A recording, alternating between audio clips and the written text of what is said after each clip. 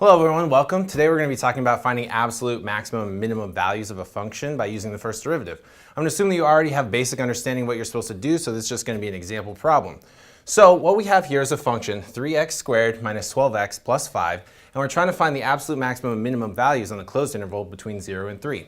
So obviously what we want to do is try to find the points where we have a derivative which is equal to 0. So what we're going to do is we're going to start by taking the derivative. So just using the power rule, we find that f prime of x would equal 6x minus 12. So this is our first derivative. Now what we want to do is we want to set the first derivative equal to 0 so that we can find the points where we have horizontal tangent lines, because remember, that's always where we have maximum and minimum values. So what we're going to do is we're going to set this equal to 0.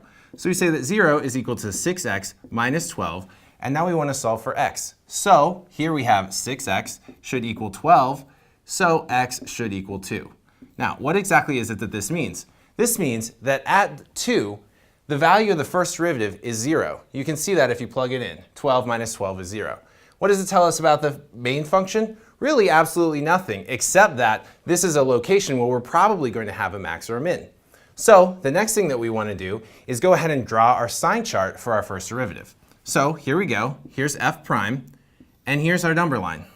Now, remember, we're only interested in points between 0 and 3. So we're going to go ahead and draw those endpoints on here.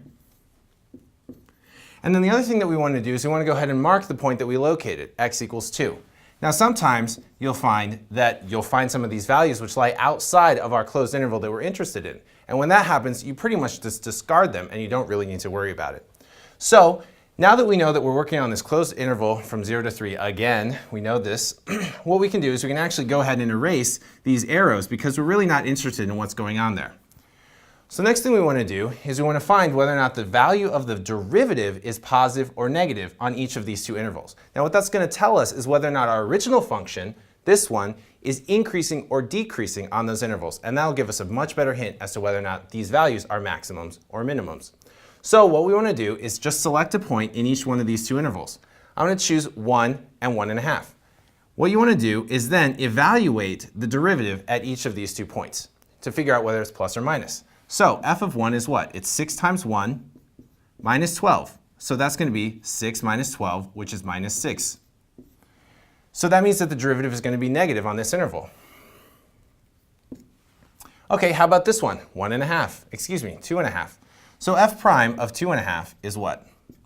Well, it's 6 times 2.5 minus 12. Well, that's 9 minus 12, which is negative 3, and that's not right.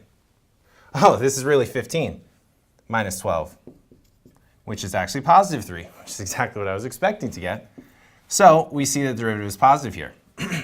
Okay, so now what we know is that this point right here is eligible to be a minimum value. Now, we're in a slightly different situation because we're looking for absolute max and mins, so that means we also need to include both of the endpoints. So what we're going to do is we're going to create a table of values. And in this, we're going to mark down all of our x's that we think are eligible to be our maximum or minimum. Now those come in 3 types. One is the endpoints. So here we have 0 and 3. 1 is places where the derivative is 0. That's where we have horizontal tangent lines, and we know that we're going to have either a peak or a valley in our graph. Here we just have 2. And the last one, which we don't have in this case, is places where the derivative is undefined. When that happens, we really don't know what the function is doing, so we just need to go ahead and put them on the list and double check to see whether or not that's a max or a min. Okay, so now we have all of our 3 points which are eligible to be our maxes and mins, and now we just need to evaluate the function at each of those points. So we need to look at f of 0. Well, all we need to do is now we want to make sure that we're plugging this back into our original function. We don't want to plug it back into the derivative because that's going to tell us what the slope is at that point. But remember, what we're looking for is the actual maximum or minimum value of the function. So we want to make sure that we're plugging these values back into our function, not into our derivative.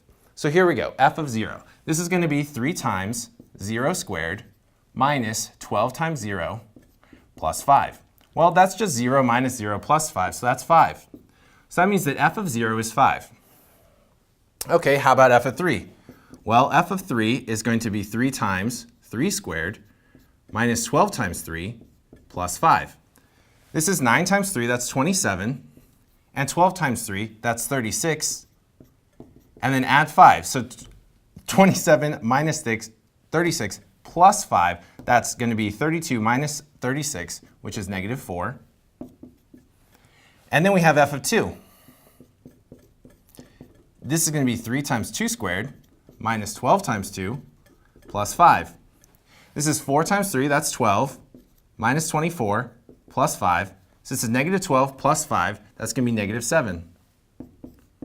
And now all we need to do is look at our table and figure out which is the biggest and which is the smallest. Here we have 0, 5, and this point, 2, negative 7. So now it depends on what exactly it is that the question is asking. But in this case, we were asked to find absolute maximum and minimum values. So that means we want the values of the function. So that means in this case, the answers are 5 and negative 7.